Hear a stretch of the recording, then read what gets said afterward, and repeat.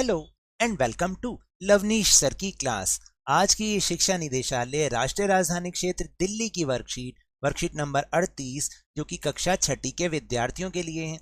यह ली गई है गणित विषय से और आज इसमें हम दोहराने वाले हैं संख्याओं को जानना, यानी उनका आकलन करना, उनका अनुमान लगाना। इसको हम एक बार फिर से दोहराएंगे। तो चलिए बिना समय गवाए शुरुआत करते हैं मेरे साथ और समझने की कोशिश करते हैं। रेणु की माताजी, दिखाए गए चित्र में कितने लोग हैं? तो रेणु क्या कहती है? मेरा अनुमान है 20 लोग। तो देखो यहाँ पर एक चित्र दिखा रखा है ना, तो इस चित्र को देखकर भी हमें काउंट नहीं करना, सिर्फ एक अंदाजा लगाना है कि जैसे मैं भी आपसे पूछूं कि बताइए कितने लोग हैं, तो आप कुछ ना कुछ अंदाजा लगाएंगे कि भाई सर 10 लोग हैं या 15 लोग हैं, है ना, अंदाजा। तो आकलन क्या है? आकलन क्या होता है? वास्तविक संख्या का उचित अंदाजा लगाना, यानी हम बिल्कुल एग्जैक्ट तो नहीं बोलते, लेकिन उसके आसपास की संख्या का जब अंदाजा लगाते हैं ना, उसको बोलते हैं आकलन करना या अनुमान लगाना। तो दूसरा वर्ड इसके लिए क्या? अनुमान लगाना या निकटतम संख्या। जैसे मान लो यहाँ पर हमने कह दिया 20 लोग हैं, अब अगर काउंट करेंगे तो हो सकता है 19 हो या 21 हो, लेकिन हमने बोल दिया 20 लोग हैं, तो इसका मतलब हम उसके आए दाएं ही हैं। इसको बोलते हैं आकलन या अनुमान लगाना। ठीक है, तो अब हम अलग अलग जो स्थानीय मान होते हैं, संख्या में स्थानीय मान होते हैं, जानते हैं ना, इकाई, दहाई, सैकड़ा, ये तो आपने पहले भी सीखा है।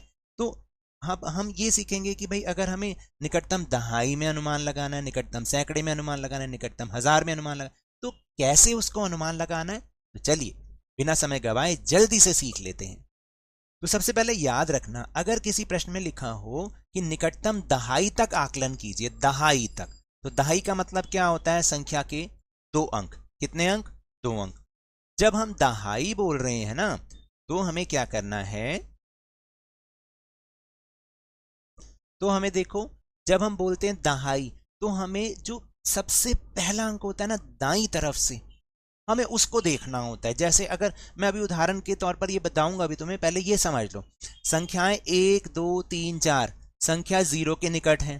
ठीक है, 1 से 4 तक जो संख्या है वो 0 के निकट है, इसलिए संख्या का निकटतम दहाई में आकलन निम्न दहाई में होगा। अभी मैं आपको इस चीज को समझा देता हूँ कैसे।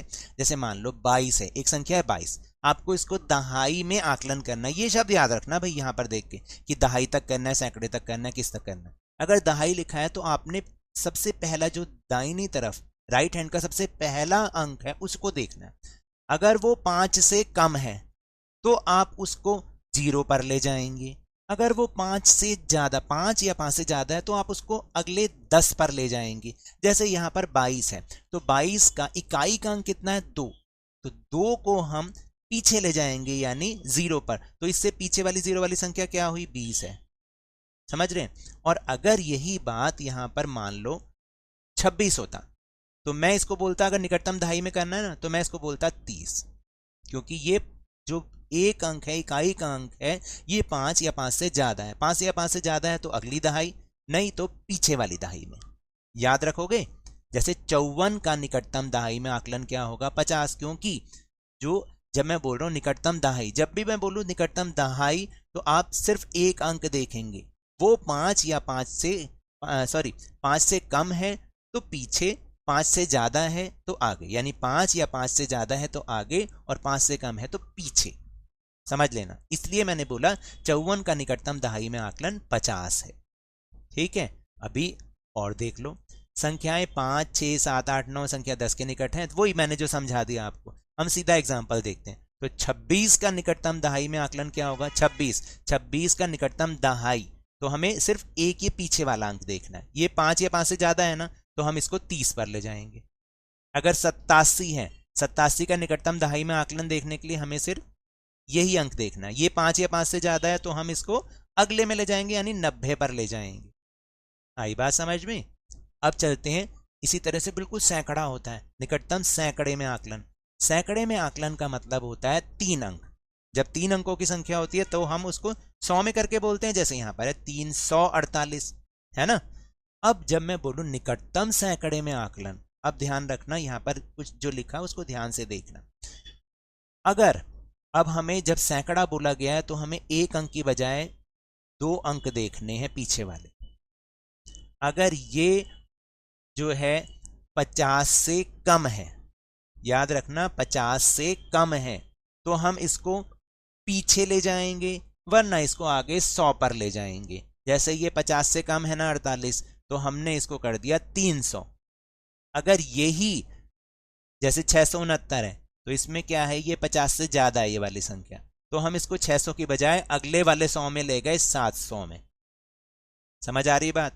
देखो अब यहां पर 538 है, 538 को निकटतम सैकड़े में आकलन जब लिखा हो, ये शब्द याद रखे करो, निकटतम सैकड़े में आकलन। तो जब सैकड़े में आकलन करना है तो हमें पीछे के 2 अंक देखने, ये देखना है ये 50 से कम है, 50 से कम है तो हम उसको 500 पे ही रहने देंगे, यानी उसी वाले 100 में रहने देंगे।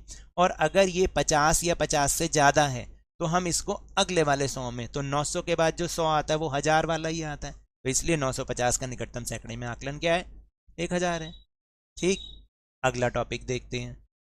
फिर इसके बाद है निकटतम 1000 तक आकलन। अब जब मैंने बोला 1000 तक आकलन करना है तो हमें अब पीछे के कितने अंक देखने पड़ेंगे, 3 अंक देखने पड़ेंगे, और संख्या बन जाएगी 4 अंकों की। ठीक, जैसे यह है 5221। अब जब मैं बोलूं निकटतम 1000 में आकलन करो आप, तो जब आप पीछे के 3 अंकों को देखोगे, अब याद रखना है कि अगर 500 से कम है, 500 से कम, तो उसको उसी वाले वहीं पर रहने दो, उसी वाले 1000 में रहने दो। अगर 500 से ज्यादा है, यहां पर 500 से ज्यादा, तो उसको अगले वाले 1000 में लेके जाएंगे। जैसे कि अभी मैं दोनों दिखा रहा हूं, अभी ये 5221, अभी जो 221 है वो 500 से कम है ना, तो हमने इसका निकटतम 1000 में आकलन सिर्फ 5000 पे ही रहने दिया, इसको आगे में नहीं लेके गए। लेकिन यहाँ पर 5555 है, यानी 555 जो है वो क्या है, 500 से ज्यादा है, तो हमने इसको कर दिया अगला वाला 1000, यानी कि 6000, 7198। अब पीछे के 3 अंक देखोगे 198, ये 500 से कम है ज्यादा है, कम है ना, तो हमने इसको 7000 पर ही रहने दे दिया। अगर 8699 है, तो जो 699 है वो 500 से क्या है, ज्यादा है, तो हमने 8600 का कर दिया कितना, 9000। इसी तरीके से अब हमें ये जो यहाँ पर एक्सरसाइज दी गई है उसे करना है, बहुत आसान है, करके देख लेते हैं। अब सिंपल मैं आपको यहीं करा देता हूं, कोई ज्यादा इसमें आड़ टेढ़ की बात तो है नहीं। प्रश्न नंबर 1 है कि निम्न संख्याओं का निकटतम दहाई तक आकलन करना है। तो दहाई तक जब आकलन करना है, मैं उत्तर लिखता जाता हूं। देखो 58 का दहाई तक, दहाई में हम क्या करते हैं, पीछे का सिर्फ एक संख्या देखते हैं, तो वो 5 से ज्यादा है ना, तो हम इसको किस पे ले जाएंगे, 60 पर। फिर बी का उत्तर क्या होगा, 126, पीछे का अंक देखो सबसे पीछे, क्योंकि दहाई तक करना है, 6, ये 5 से ज्यादा है, तो हम इसको 126 का बना देंगे 130। और फिर सी वाला देखो, ये है 452, 452 भले ही कितना हो, लेकिन जो लिखा है आप उसको देखो, दहाई तक मतलब सिर्फ एक अंक देखना है। ये 5 से कम है, तो हम इसको 50 पर ही रहने देंगे, 450 इसका उत्तर है। ये सारे क्या हैं, उत्तर हैं। ठीक है, अब निम्न संख्याओं का निकटतम सैकड़े तक आकलन करना है, सैकड़े तक। जब सैकड़े तक करना है तो हमें पीछे के 2 अंक देखने, तो इसका उत्तर क्या बन जाएगा, क्योंकि ये 50 से क्या है, ज्यादा है या कम है, ज्यादा है, तो हम 467 का क्या कर देंगे, 500। फिर बी का क्या हो जाएगा, 752, 2 अंक देखो, 50 से ज्यादा है ना, तो हम 752 का क्या कर देंगे, 800। समझ आ रहा है? फिर सी है 1268, 1268। अब हमने 2 ही अंक देखने, क्योंकि सैकड़े तक आकलन करना है, तो 2 अंक क्या है, 2 अंक 50 से ज्यादा है, तो हम इसको कर देंगे 1300। 268 का क्या बना देंगे, 300। याद रहेगा? बिल्कुल, सॉरी मैंने थोड़ा सा गलत लिख दिया, हम इसको क्या लिख देंगे, 1300। ठीक है, ये आपके सारे क्या है, आंसर है। अब निम्न संख्याओं का निकटतम 1000 तक आकलन कीजिए। अब 1000 तक आकलन करना है, यानी अगर पीछे के 3 अंक 500 से ज्यादा हैं तो अगला वाला 1000, और 500 से कम है तो पिछला वाला 1000। तो 1568 है, तो इसका मैं उत्तर साथ साथ लिखता जाता हूँ। 1568 का, क्योंकि 568 क्या है, 500 से ज्यादा है, तो हम इसको ले जाएंगे 2000 पर। फिर बी का उत्तर 9539, पीछे के 3 अंक देखो 500 से ज्यादा है, तो 9000 का अगला 1000 क्या होगा, 10,000।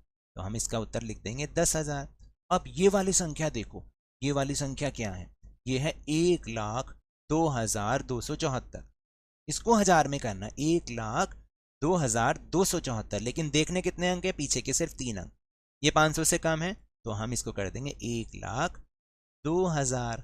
ठीक है। और जो चौथा प्रश्न है ना, अपने विद्यालय के कुल छात्रों का निकटतम सैकड़े में आकलन कीजिए। अब आपके विद्यालय में जितने भी बच्चे हैं, मान लो मेरे विद्यालय में 461 बच्चे हैं, तो मैं इसका निकटतम मुझे सैकड़े में आकलन करना है। तो क्योंकि सैकड़े का मतलब क्या है, पीछे के 2 अंक देखने 50 से ज्यादा है, तो मैं इसका क्या कर दूंगा 500।